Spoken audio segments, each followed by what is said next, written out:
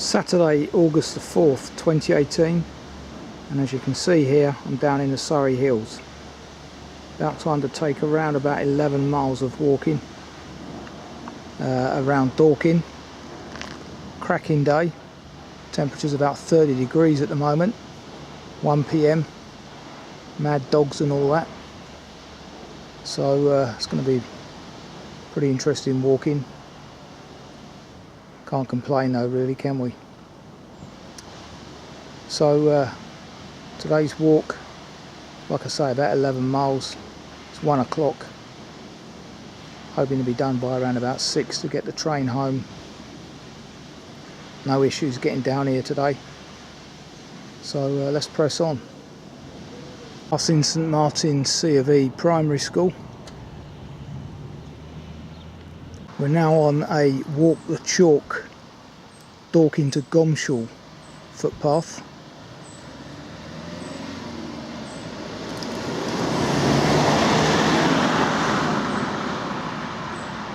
Very considerate of the occupier of that property.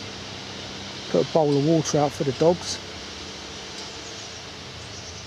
At this juncture we enter Denbies Hillside, marked there by the yellow NT arrow, moving away from the road, or the drive rather, that we've just been walking alongside. So there you go, Denbies Hillside, with unfortunately graffiti on it. Now I kind of chose this walk today in the knowledge that A, it was going to be hot, and B, there would be some tree cover. Not entirely all the way on this walk, but for a good degree of it. So hopefully won't overheat too much. As suggested in the text, follow the yellow way marker is the recommended option. There is the option to turn right uphill though, during the old carriage drive, but I'm going to stick with the recommended version. So we now join up with what is known as the old carriage road. So now on the old carriage road, following the green signs, walk the chalk, Dorking to Gomshall. Some of the old belted galloways here that the trust use. Quite safe cattle these, they're used to humans apparently. As I said on the previous Box Hill walk, they're graded according to their ferocity and where dogs might be. These look quite mild temperament. Got some cracking views here. Look at that, wonderful.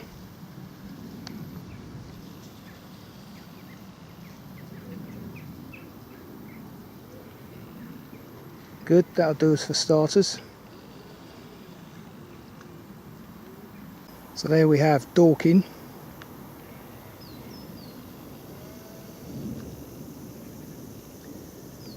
And then coming round, views of the Greensand Hills, which we encounter later.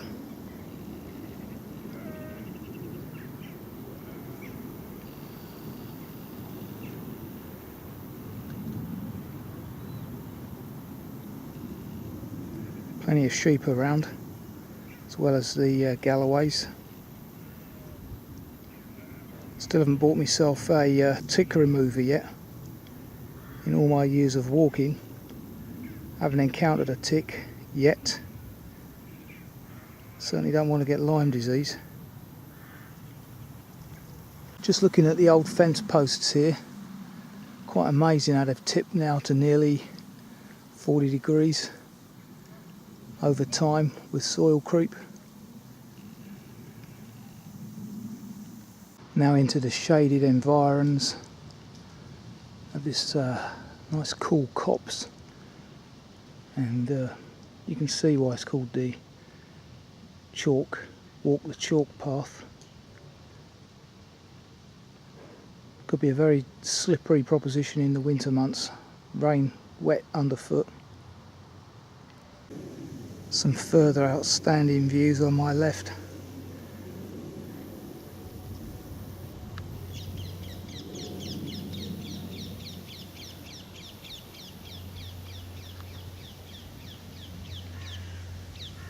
green woodpecker there in the background. Something's disturbed it.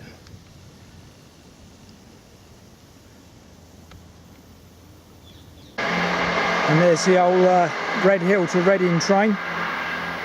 Seemed quite frequent today actually.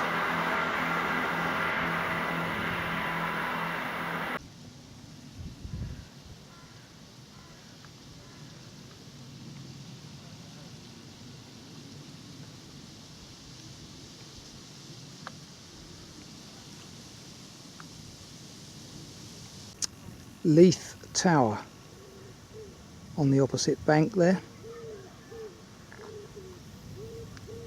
Box Hill area, I believe. The supposedly highest point in the southeast.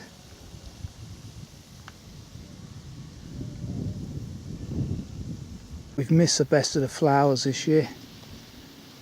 There are obviously some around, but I think the best of them have gone. Anyway, not to worry. Some cracking views to make up for it.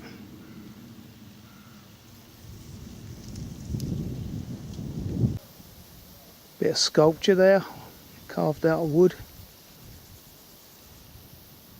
Sort of thing that does nothing for me really. Prefer Mother Nature's work to human work.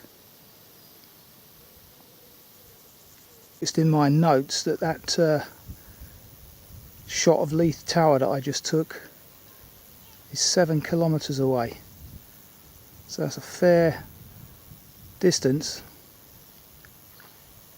Shows how good this lens is. Take a right here where the track swings left.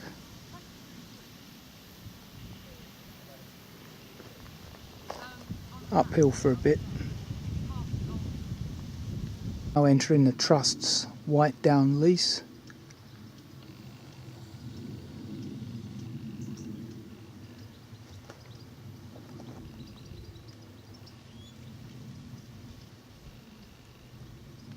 Where there's teasel and thistles.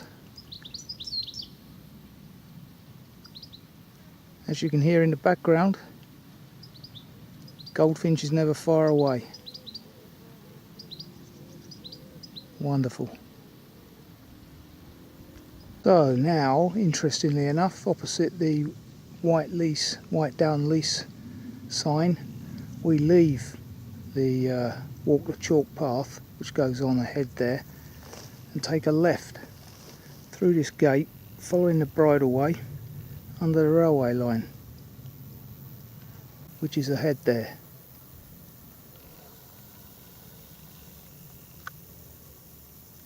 As yet another train passes by.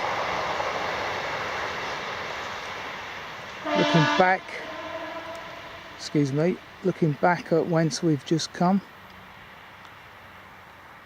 This would have been a hive of activity only a few weeks ago. Corn's now been cut and baled. Seasons plough on, if you excuse the pun. The old bloody red baron in the garden of Stockman's Coombe Farm.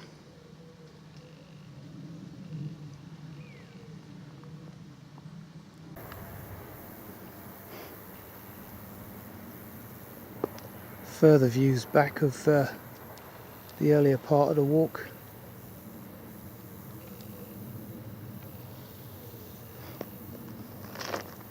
And the surrounding area to the left here that we didn't walk. Now on the driveway of Stockman Coombe's farm.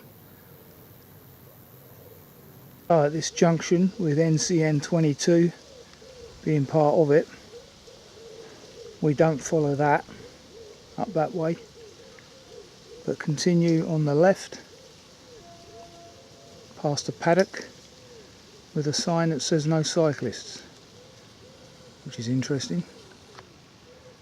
Obviously doesn't preclude me or exclude me.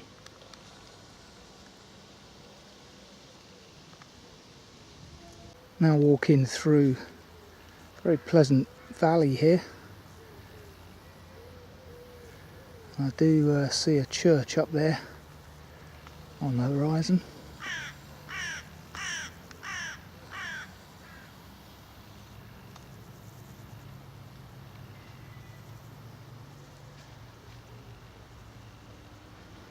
Now at this path junction, I think the text means that we take this path up here on the right as opposed to the one straight ahead.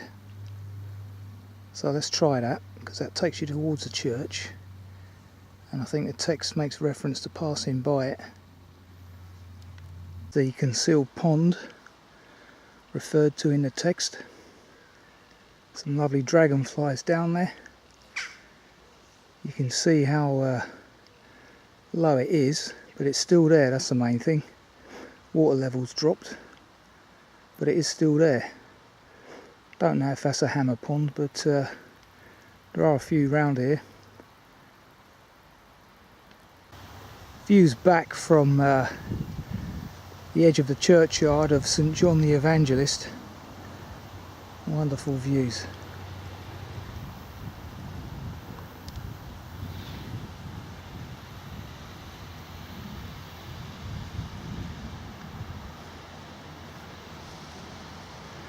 There's a little valley below us. I think I'll have a break here if I can find the entrance to the churchyard. So here we are, St John the Evangelist. Quite an amazing little church.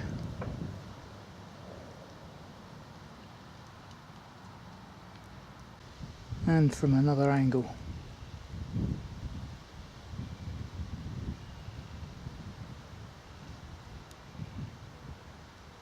The only two benches in this churchyard are under this oak, facing towards a field of corn or maize, facing the direction we just walked from. I think that's the beginnings of a redwood there.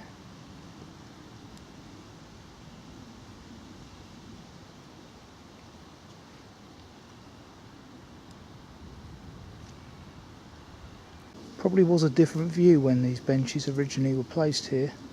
Cracking view at that. Delightful. Probably can't read that, but this bench here has been presented to the village of, well, I assume Westcott, by the Scouts in celebration of 50 years of scouting. So when would that have been? Crikey, 50 years of scouting. Was that 77? Was it set up? I should know this. 1914, wasn't it? So this chair's been here since 64. Can't be right. Please correct my facts and figures, anyone that knows. I think Baden-Powell set up the Scouts in 15 after the First World War. Anyway, Leonard Edwards has obviously got something to do with it. Okay, 3:15, pit stop's been had, and during it I discovered that the Scouts was founded in 1908, so this chair has been here since 1958, if it's commemorating the 50th anniversary. So therefore that seat is now 60 years old and in pretty good nick. Incredible. Interestingly, each of these paving slabs leading up to the church door has got an initial on it. I wonder if anyone knows what that's all about. Possibly each slab's paid for by that person. I don't know. Anyway, each one's got a set of initials on. Lovely little church. And I notice it's even got a website for those that are interested. Very 21st century.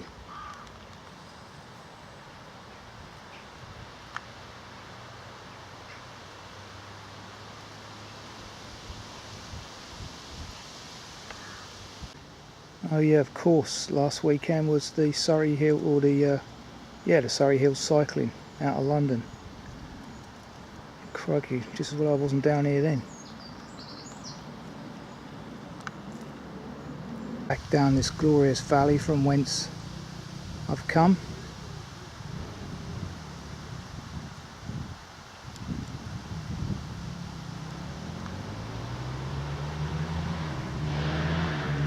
Busy A25 you can hear in the background, believe it or not.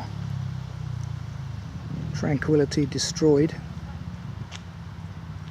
Wotton Public House, the first of a couple of pubs for those that want lunch.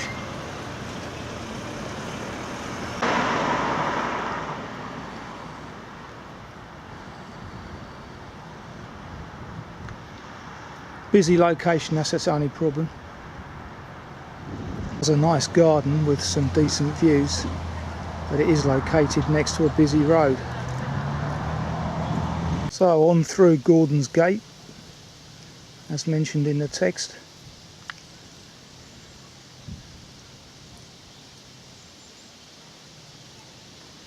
Pleasant indeed in here, lovely and cool. We're dropping down to the River Tillingbourne apparently. Let's see what sort of water level that's at the moment. Not quite what I was expecting. Expecting something a bit bigger than this, but there you go. Still there anyway. And the other side is pure weeds.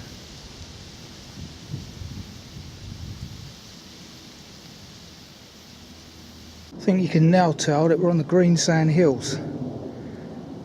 I don't know that for sure, but it certainly looks like it to me. Clearly in the winter months this path could be a right torrent. So glad I'm not doing it then.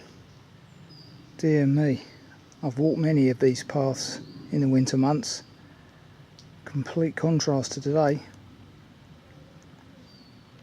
Absolutely ideal walking for a day like today. Shaded in here, 28-30 degrees out there. You can hear the river on my right, possibly. All part of the Wotton Estate that we're walking through at the moment.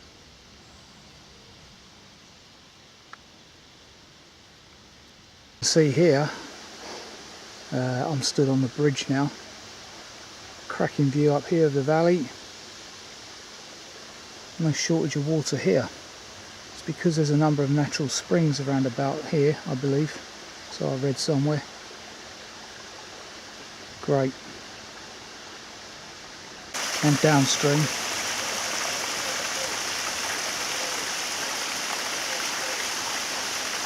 This bridge, and at this footpath junction we are now 5 miles into the walk per my recording.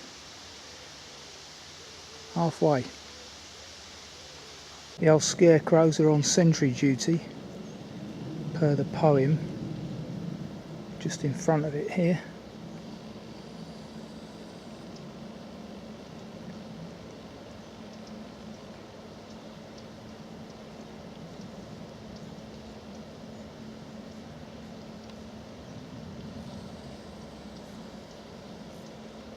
This is Yew Tree Cottage, very pleasantly located. No shortage of water down here as I continue up this lane.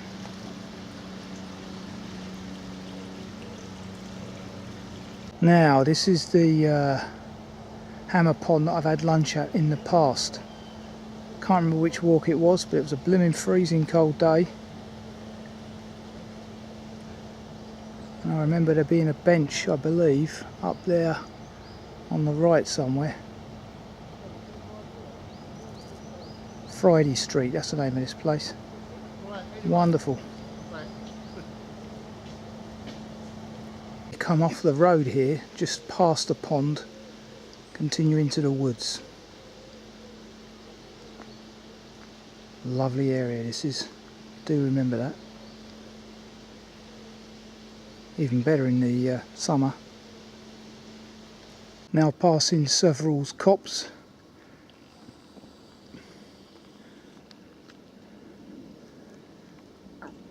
As you'd imagine this time of year, not a great deal of bird song. Not even the omnipresent chiff-chaff. The odd tit. Not much else.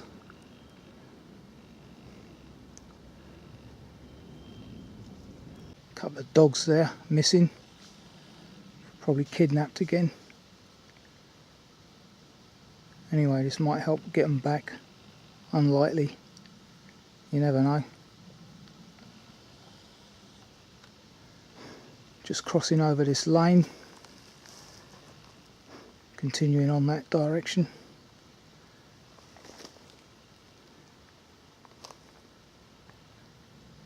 Very peaceful in here. No Gatwick flight noise in here. Lovely.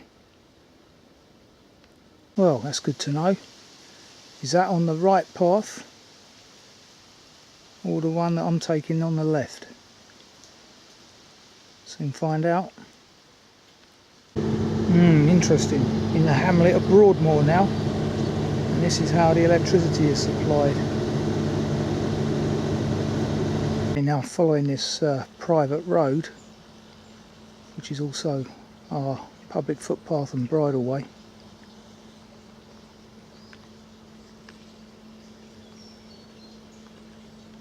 Some kind of mountain bike trail here called Summer Lightning.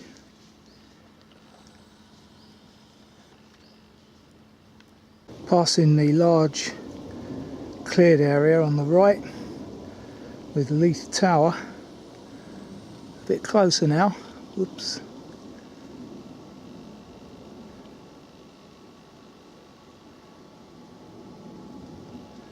Fair few people up there by the looks of it.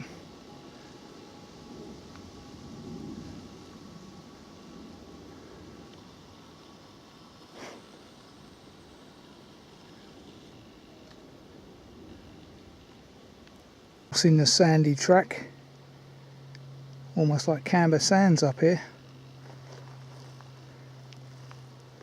Different story in the wet season though.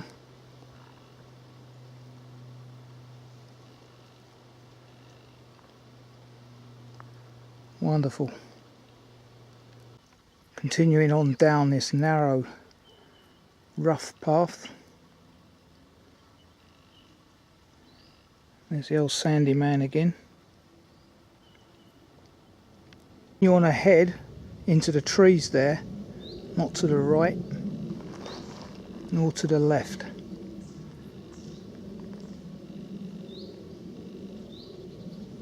Don't see any three-way signpost here, where per the text there should be one. But I'm assuming I'm at the right junction, opposite this tall, I think it's a pine, Scots pine, might be a larch, not sure. Anyway, let's take the left and see what happens. Definitely on the right path because the text tells you to ignore that new metal gate. Continue onwards down on the right. Absolutely wonderful in here, nice and cool, protected by the pine trees, and they're giving off a lovely aroma. Really invigorating in here. Just the wood pigeons now in the background, in the odd deciduous tree. Okay, at the entrance of Squire's farm here, turn right, following its drive for 600 metres. Here's another example of a little stream, no issues there with drought. Circular gate here at Logmore Lane needs a bit of maintenance. Passable, but just about. That is Logmore Lane behind me. Now, lucky for me, this time of year, the boggy area into the wood is bone dry.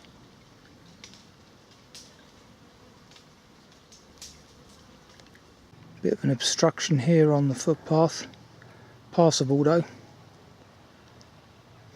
next to an electric fence.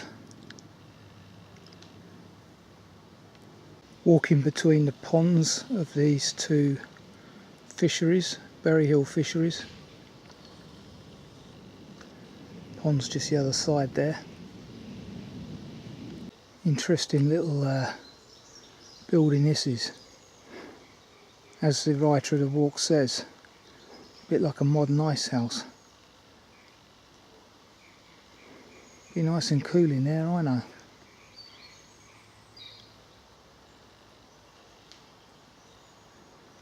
Very strange. Well locked up, I notice. So you've got a couple of options here. You can either continue down the driveway of Old Berry Hill House or do a left 75 metres on from the entrance to Berry Hill House. That's what I'm going to do. Recommended route. In fact, the driveway forms part of the Greensand Way. Interesting. Walking through the ferns, the pathway parallel to the drive, a tree has fallen down, almost blocking access, but not quite.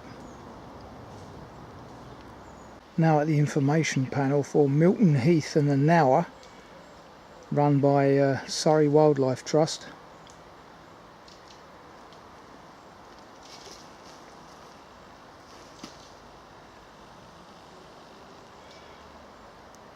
You can Google that if you want more information. Onward journey for me is to the right of, there's a number of footpaths here, but it's to the right of the information panel, following the Greensand Way up there. Get fungus out already. Various woodpecker holes nearby. Long-tailed tits in the background.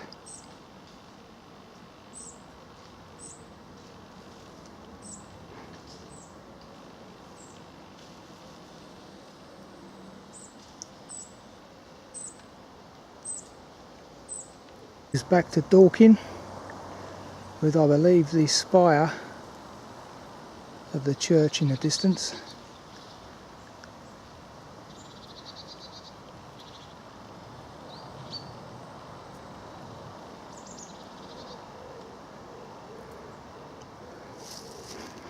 Onward journey past that bench, uphill, Nower or temple.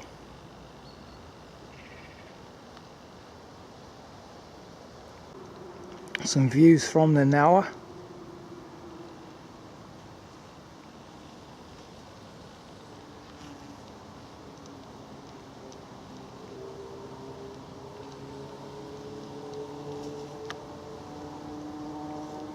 So that's Dorking.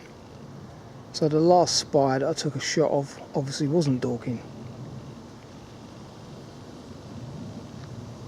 North Downs in the background there. Lovely location, Dorking.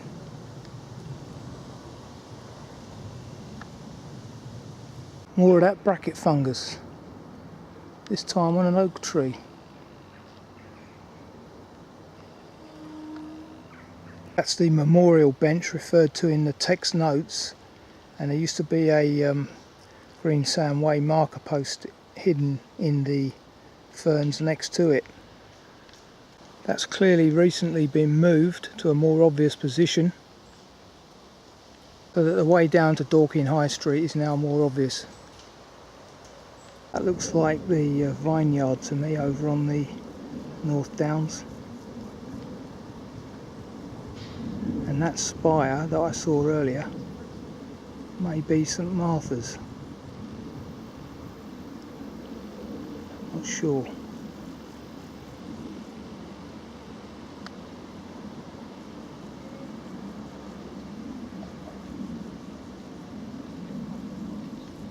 No sheep on this little green today.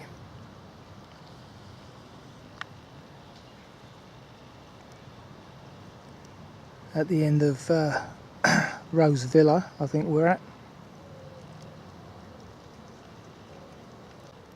Sorry, I meant Rose Hill. Hill Arch with its flags of St George, I presume.